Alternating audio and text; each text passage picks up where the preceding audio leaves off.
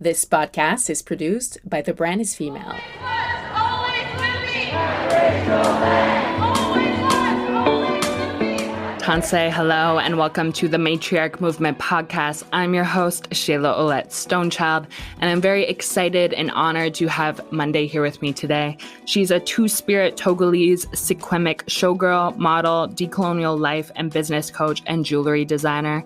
Monday is a grad of the Erickson International Coaching Program, and she has been a professional burlesque performer since 2011. She has done a lot of traveling to live outside her comfort zone. Not only that, but she strives to exist without limits and hopes to help those who have also experienced marginalization to feel just as empowered. She is a member of Virago Nation, an all-Indigenous burlesque troupe on a mission to reclaim Indigenous sexuality from the toxic effects of colonization, and signed with Supernatural's Modeling, which is an Indigenous boutique modeling agency out here in Vancouver. And I have to say that not only was I inspired by this conversation, but I have been inspired ever since I met Monday a few years ago on how she remains rooted in her authenticity. And also this conversation even challenged my own perception and how much I still have to learn and unlearn when talking as a light passing native. And it is our duty when we're operating from places of privileges to amplify and to pass over the mic and to learn when to listen. And so I invite you to listen to this conversation, be open to changing your perception, and be open to letting your own ego down. Without further ado, Monday. Hi. I'm very excited for today's conversation. I have Monday here with me today. I met Monday, oh gosh, when was it? Like a few years ago now. We both were in Squatch Eyes Lodge, which is like a healing, artist residency that hopefully promoted our healing and our growth. I know for me, I learned a lot about myself, but that's how I was introduced to Monday. And it's been a minute since we've actually last spoke. So thank you so much, Hi, for joining me here today. If you just want to introduce yourself, where you're from, thank you so much. Thanks for having me, Shayla. My name is Monday, and I am an Afro-Indigenous burlesque artist based out of Vancouver. So my dad is from West Africa, Togo, and my mom is from Eskenem First Nation, and we are in central BC, and we're Secwépemc. That's amazing. Like, how is it you have such power in both identities? And so I'm curious, like, how do you reclaim that power each and every day in a society where it's like, it is a very colonial society and like there is a lot of lack of Afro-Indigenous representation in these spaces. So what makes you, remain truthful in your both identities and both lineages? You know what? It is a learning process. So every day I'm learning how to reclaim these identities because I don't really know. there's no book. Yeah. Nobody taught me because, as my dad is African and my mom is from here, nobody had this like crossover. So I'm the first one to walk in these shoes in my family line. And it is difficult sometimes. Yeah, I could imagine because like, not only are you existing as having Afro-Indigenous representation within your bloodline, but like having your parents not also like be from that. Like you just said, you're the first generation. And so it's kind of like, where do you go for guidance and assistance when you are maybe like questioning yourself? Yeah, so a lot of the cultural touch points that I have in my life are from my Indigenous culture, just because geographically we're here and this is where I grew up. And my mom was really adamant that I learn our culture so that I have that. So I'm really grateful for that. In terms of my African heritage, though, it's just like a lot of it I've had to just take on via storytelling through my dad. So there's been a lot of self-reflecting that I've had to do and just like diving inwards and trusting what comes through when I'm able to access, I don't know, like my intuition and stuff like that, just trusting the ancestral knowledge that I'm carrying. Yeah. And so where did you actually grow up? Like, I know we met in Vancouver, but like, where did you spend your childhood? I spent my childhood all around BC in like the smallest towns.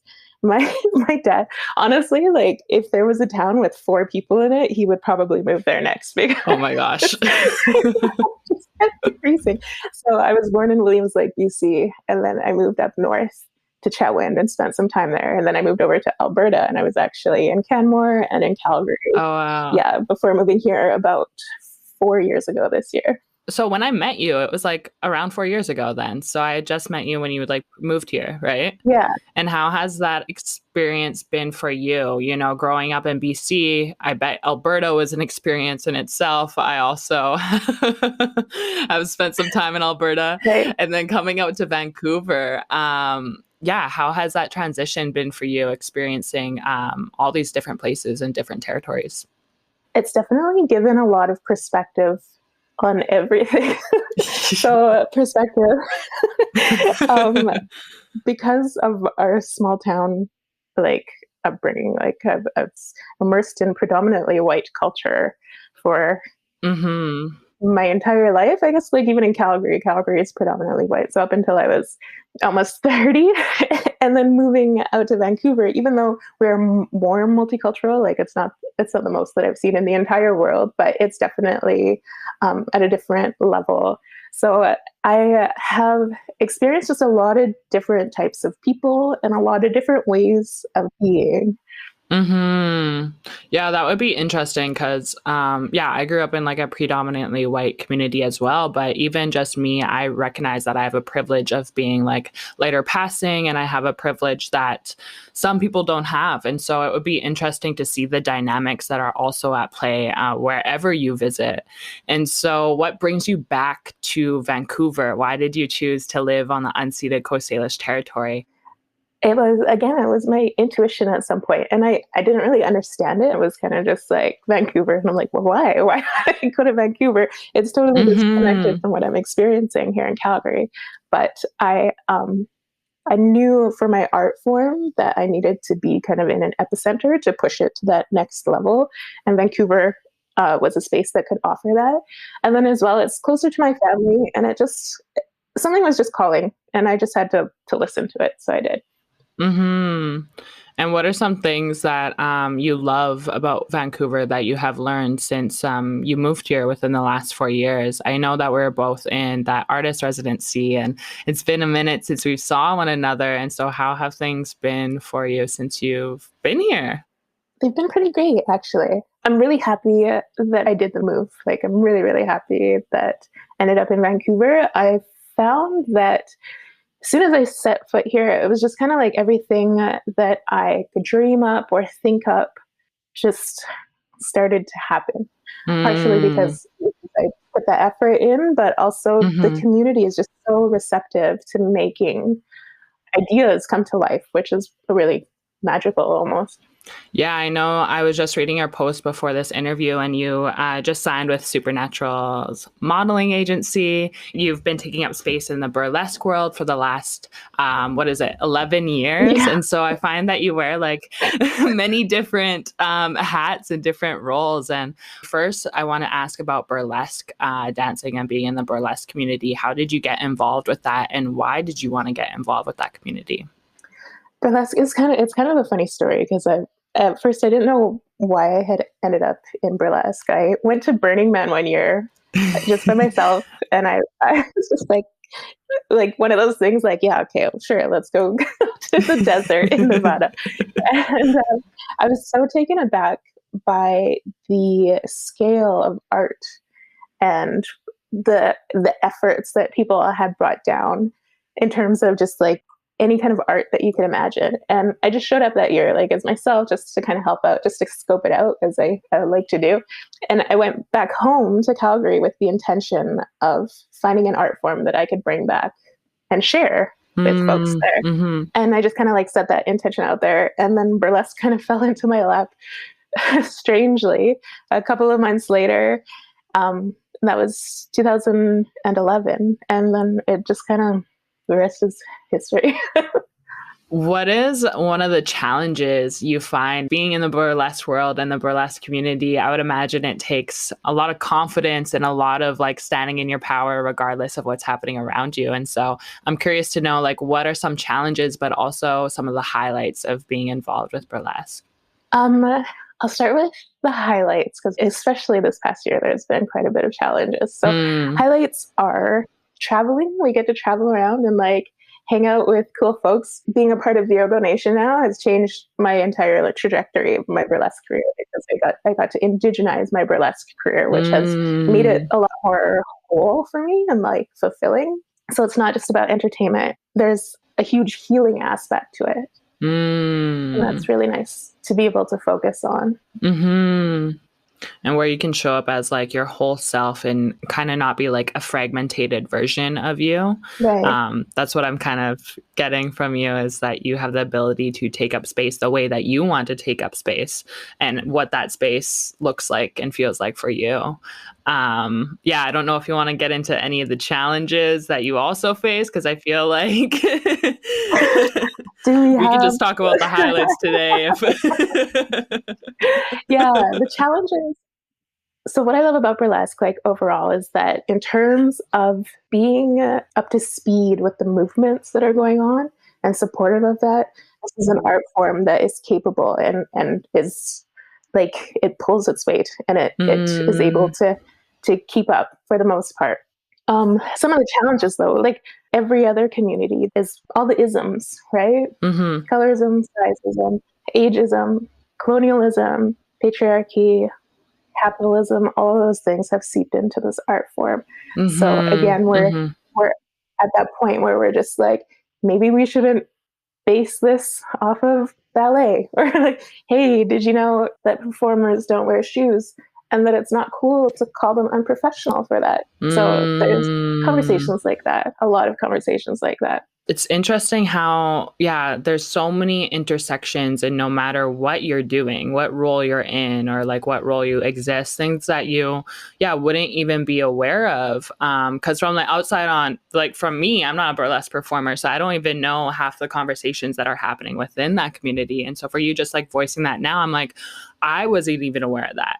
And so what do you think needs to happen for like non-Black natives or for non-Indigenous people to support Afro-Indigenous people in these spaces, and to make it like, I know people are very particular on the words they use. I don't like using safe space, but a brave space. Like, what would your advice be?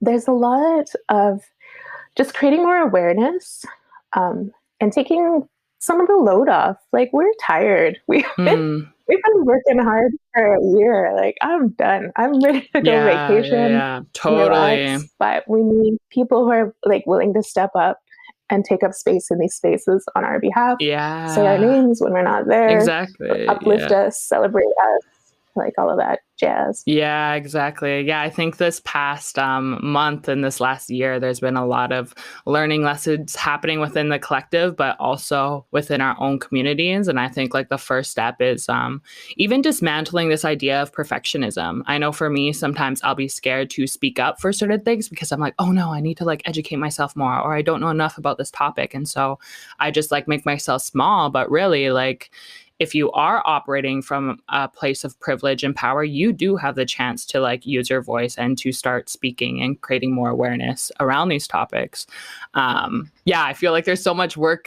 There's so much work to do and so many intersections. And I also realized that you not only burlesque dance, but you also create your own jewelry. You also do decolonial work. You do some coaching. How do you find the time to do all of these things simultaneously and still remain rooted in your authenticity?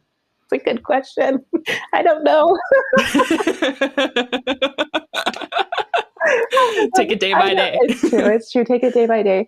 And I also just like to honor, and I do this with my coaching clients a lot, just honor your seasons, your personal seasons, because I cycle through a lot of this stuff. And sometimes it's a creation season, sometimes it's a burlesque season, sometimes it's like an amalgamation of a bunch of things. But just not putting that perfectionism pressure on yourself and allowing yourself to flow through it naturally, I think is the only reason I'm still somewhat standing today. Yeah. Well, even like decolonizing our perception of time, because there is a lot of pressure to like always attain certain goals or certain like schedules, timestamps, because we're always like working against this colonial capitalistic system. And I like how you phrase like, no, we need to reclaim like our cycles and our seasons and honor whatever our body is feeling. And like, it's okay to say no to some things. I think, yeah, sometimes it's hard because you don't realize that. For me, anyways, I'm like, this opportunity was never given to my parents, so I have to take it. So it's almost like this pressure to always be performing or on. When you do perform for your burlesque performances, where do you find inspiration? Where do you find inspiration for burlesque? Or if you're feeling inspired to create a piece of jewelry, where does your inspiration come from? A lot of my inspiration comes from solitude, actually. I like nothing inspires me more than going for a really long car drive by myself with tunes and just like that space in my mind and just like the calm in my body. I absolutely love that. Yeah. Solitude. Yeah, that's usually when you like begin to hear your like inner guidance system and start to get the messages pull through and everything. Yeah. I'm interested to know a little bit more about your coaching work, because this is actually new to me. I don't even know, how long have you been coaching for and how has that dynamic been for you? Coaching's been really cool. So I initially went to school for social work 10 years ago now, my goodness, because I was going to go into counseling. It's just flying by. And I went into school and something just didn't click for me. There was something missing in the academia or the programming. And I kept asking, like, my question to my teacher was always like, okay, but like, what do people do next? Like, how do they unlearn these things, or what's the next process? And there was never an answer for that. Right. So coaching became that answer. And so I went and I got trained in 2016 at Erickson International Coaching College or School, and started building a little small business after that. And it's grown, and I've come in contact with some really incredible, amazing people, and I just get to help them with the what's next. So do you work on like a one-on-one session, or is it like a group session? What do your sessions look like? So right now I'm doing one-on-one primarily, and we work together for 3 months, once every couple of weeks. And I'm hoping to get a group session running maybe this fall. We'll see. Sweet. Who knows right now, because everything is up in the air. But yeah. Yeah. What is one piece of advice you usually find yourself offering the most in these sessions? I'm curious, because like I feel like it's so unknown happening in the world now. And like, even though things are happening differently for everyone, we're also, I think, feeling a lot of the same emotions underlying. So yeah, what is like one piece of advice you usually find yourself repeating often? I'll give you like a practical one and then a really funny one. So, practical one is to turn off autopilot. A lot of us have become so accustomed to turning on this autopilot and going through these motions that we're not fully present while we're doing it. And especially with all the anti-racism work that we've been doing this past year, like I've been educating quite a bit and coaching as well in anti-racism. And a lot of it has to do with like checking back in and being present in our allyship. So that was a big one. What's the funny one? I don't know if I can say it on air. I can see you like starting to laugh. There's a swear word, but it's just like, don't throw all of your cares, we'll redact that word, all your cares into a black hole. And so what I'm referring to is reciprocity. And a lot of the time I find people who are feeling stuck because they're pouring and pouring and pouring into a job or into a person or into a relationship or into something that's not giving anything back. So it's just like, and I had to do this for myself too. There were things that I was investing highly in this past year that just weren't giving anything back to me. And I just continued to do that and feel frustrated. And it's just like, stop. Mm-hmm. Stop until it either gives back or like find something, focus on the things that are given back to you. Well, I think you touched on two good points. Like you brought up allyship, but then you brought up like creating a reciprocal relationship. And I feel like that's like kind of the foundation within being an ally is creating like, but then again, I guess if you operate from a privilege and power, then maybe you should be giving more than the other person. Got it. But I'm like, wait a second.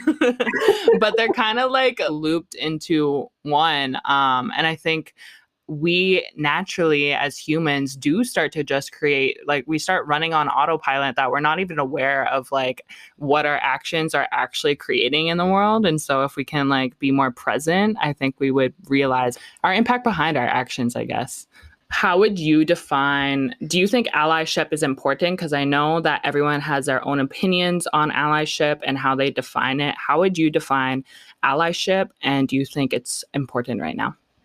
I definitely think allyship is important right now. I have mixed feelings about having to say that and having to almost feel like to lean into it, because as somebody who's hyper independent, I want to be able to do it all myself. I want us to be able to just, throw it all together, but without that piece of allyship, like unfortunately, just the way that the system has been built, we're not going to get as far as if we had allyship. Yeah, I think that's what was going on in my mind, because I was like, reciprocal relationship. But then if you're starting from a place of like having way more power than the other person, then it's not really a reciprocal relationship, because you kind of have to like give over some of the power that you attain throughout history. Exactly. That is kind of like what was going on in my mind. And that's the hardest part I find right now, like where we're at is just asking people to give things up, because there seems to be a disconnect of knowing how to decenter oneself while uplifting others, which doesn't cause anybody harm, right? Like it's just a simple act of just saying, you know what, I don't need to be front and center right now. I can use my space and energy to help lift somebody else up. Yeah. That's so important, because like being an Indigenous person, I feel like sometimes we're never given these opportunities. And so at times it can feel like there's only this certain opportunity, but then recognizing like if you're given that opportunity, you're also given a place where you can hopefully bring others into that opportunity. Or you just like say, you know what, I'm going to make my own. And like, I think that's also decolonizing. I think that's like the next move. I'm like, should we just be creating our own table right now? Because like... Absolutely. Absolutely. I'm 100% for creating our own table. That's the secondary thing, is because decolonizing a system that's inherently broken in the first place, like what are we doing? We're turning down the colonialism on something that is already busted. Yeah. Or let's create something that's indigenized, has a healthy foundation already and build from there. Yeah, I've been talking a lot about decolonization on this podcast, and I'm curious to know, like, how would you define decolonization? And like you're saying, is it even possible to decolonize this? Well, I'm like this system, but I already know the answer. How would you define decolonization? Again, I feel like I have two parts. So one is working with what we got, right? Like what we have access to right now is decolonizing, and that work and doing work to help hopefully make things safer for us, more accessible, more like just a little better, right? But in my big dream of dreams, it's the actual just like uprooting the messy brokenness and creating something that is new, that is safe, and that everybody can thrive in. Yeah, exactly. Because I think like we're the ones that know what is safe for us. We're the ones that know what is needed for us. And so there's this idea of like Indigenous futurism and like reimagining a new future. And so if you could define, what does Indigenous futurism mean to you, or even like Afro-Indigenous futurism, what do you want that to look like? The artist in me gets so excited about this because we've been programmed to only imagine ourselves in this white supremacy system and not to imagine ourselves beyond that. So like even personally, I've made myself smaller than I actually am for so long, just because that's what I've been taught to do, that I'm not supposed to. And if I were to rise above any point, then people are going to try and peg me down to where they feel like I should be, right? Mm-hmm. So Afrofuturism, Afro-Indigenous futurism, and Indigenous futurism are so important because this is us imagining beyond where they told us that we should be. And just like they say that our thoughts create our reality, like it's so important to have these people in our communities.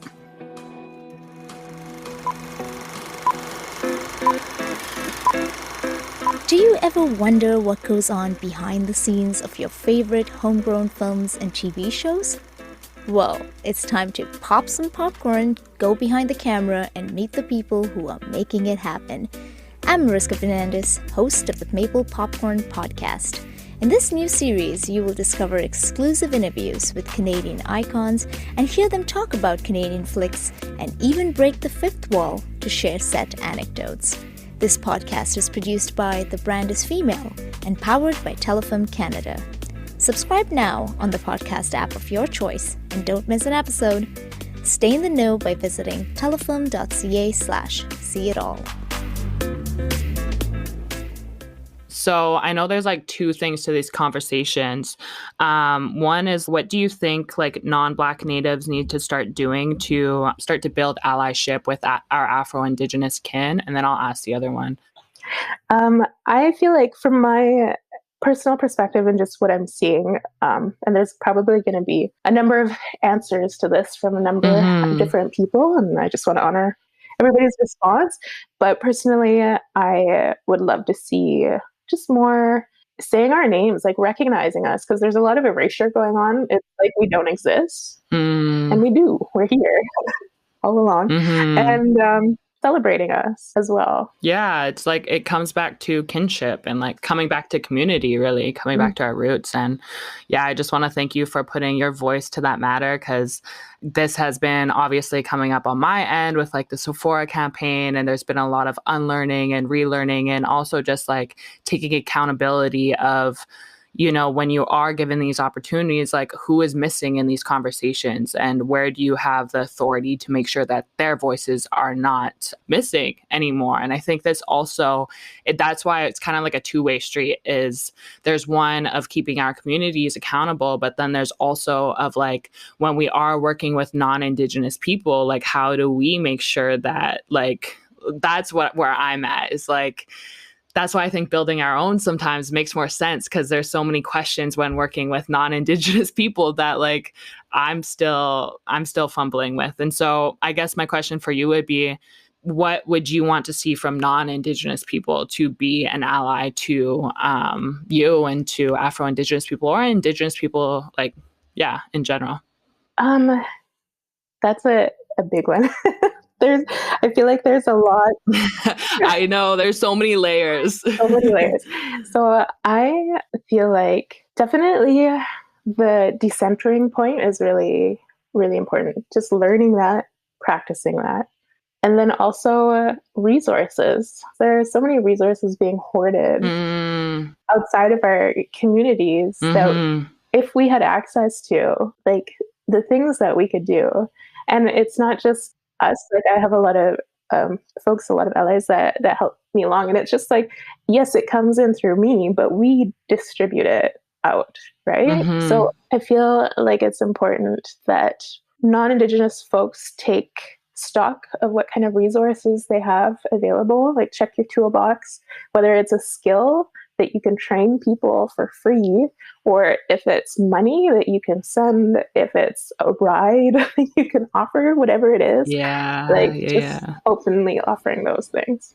Yeah, I think that's so important. That's what I've been kind of dealing with too, because it's like I was in the acting industry, and I don't know, I feel like sometimes when you are working for non-Indigenous people, you don't really have the autonomy or the authority of saying like what you want to say. I feel like it's still censored, or it's still to fit like a colonial gaze. And it's like sometimes all we do need is like the resources and the funding to ignite what we want to do, but more maybe on a national scale, because it can be limiting if we don't have access to those resources. So yeah, I'm glad that you brought that up. I know you have been working a lot this past year and you're always wearing different roles. What do you hope for the rest of 2021?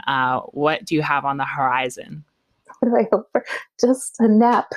I just want a nap. There's going to be a lot. Well, I'm launching my jewelry line, actually, June 30th, Monday, May Jewelry. It's going to be official. I'm excited. We're going to have a little lunch party for one. Congrats. And my website will be up. So y'all can check that out at mondaymaydjewelry.com and on Instagram, Monday May Jewelry. And then for the summer, I will be performing quite a bit throughout the Lower Mainland. We're getting live shows again, starting to book, which is, it's starting to happen. Really? Going back to quote unquote normal. And then I'm not sure what's going to happen in the fall. I've just kind of left it open to see what season I'm at and what I'll be working on. That's awesome, though. I had no idea that live events were opening back up in Vancouver. That I don't even know if I'm going to know how to act in front of people anymore. I don't know. I'm so awkward. Oh, it's embarrassing. I'm embarrassing. Like I could barely get ready now. Like I don't even know how to do a winged eyeliner anymore. Or like clothes to wear. Literally. I'm curious to know more about your process when you are performing. Like, do you have to, what's the word? Like, I can never say this word, choreography. Yeah. Do you make it yourself, or is it like a team that helps you create your performances? It kind of depends. So I had help. Vancouver has some of the top burlesque dancers in Canada, if not the world. So I've had help in some cases putting my routines together. And sometimes I just do it by myself. And choreography isn't my super strong point, I'm not going to lie. More of like the visionary. But it's an enjoyable process seeing everything come together. Well, at least you can say the word. So you're a step ahead of me. What about your outfits and like everything you wear? Because like I see your photos, they're all bomb. Like how do you put those outfits together? That a lot of the time I have had help in terms of seamstresses that do just burlesque costume, because there's a lot to it because we're taking it off. Mm-hmm. It needs to be done a certain way, it needs to move a certain way, and we're showcasing it, and then it needs to be extra to like the 100th degree. So a lot of the time there are seamstresses that just specialize in costuming for all of those reasons. Is it pretty expensive? Like I would imagine that it would cost a pretty penny for some of those outfits. For some of my outfits, yes, they're very expensive. However, you can do a burlesque on a spectrum that works for you. So if anybody's interested, you can get into it, and there are a lot of resources available. However, if you want to be bougie to the 11th degree, you can do that, and you can spend thousands and thousands of dollars. That was going to be my next question, is like, what piece of advice? I know like Indigenous sexuality, we're now seeing a lot of more reclamation happening on social media and in performances. Why do you think it's so important to reclaim our sexuality as Indigenous and Afro-Indigenous people? And what would your advice be for someone that's maybe still, just doesn't really know where to go, or maybe isn't feeling too confident? What would your advice be? I'll start with the confidence. Confidence is a practice, I like to say. So not all of us feel confident every single day. Like it might come off that way, but again, it's just like this scale and spectrum. And sometimes you're not at all, sometimes you are, but it's just that practice of just like creating acceptance around where you're at. Mm-hmm. And taking up space, like you said, in like no matter what state that you're in. So that's what I can say about confidence. In terms of getting into burlesque, it's been so long. I'm just feeling so old. I'm not gonna lie. You're like, where did I start? I know. Feeling so wise. Definitely look up. If there are organizations wherever you are available that offer burlesque classes, that's a thing to check out. You can keep an eye on my burlesque group, which is Virago Nation. We're an all-Indigenous burlesque troupe. Sweet. And we do offer some online training as well. So that's something that would be accessible all over the place.